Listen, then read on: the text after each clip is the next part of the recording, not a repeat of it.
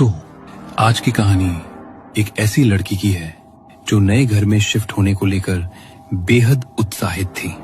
उसे लगा था कि वो एक नई शुरुआत, एक नई जगह करने जा रही है।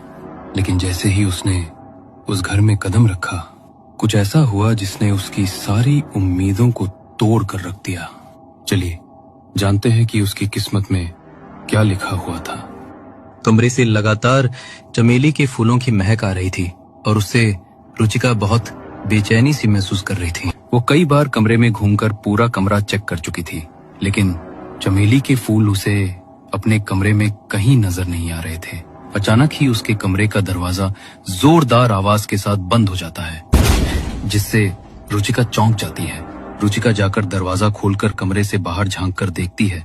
तभी बाहर लॉबी का बल्ब भी टूटकर नीचे गिर पड़ता है और रुचिका को अचानक तेज ठंडक का एहसास होने लगता है। उसके बाल हवा में उड़ रहे थे और कानों में एक अजीब सी अस्पष्ट गुनगुनाहट सुनाई दे रही थी। रुचिका को महसूस होता है जैसे कोई भारी भरकम सा हाथ अभी अभी उसके होठों को छूकर गुजरा है।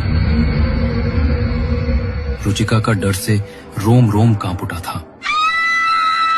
वो चीख कर अपनी माँ की ओर भागती है तो देखती है उसकी माँ रसोई में कुछ पका रही है। रुचिका दौड़कर अपनी माँ से लिपट जाती है। माँ कुछ तो है यहाँ। मैंने अभी अभी महसूस किया है। मैंने आपसे एक बात छुपाई है माँ। वो कल शाम को मैं आपको बताए बिना उस मजार पर गई थी।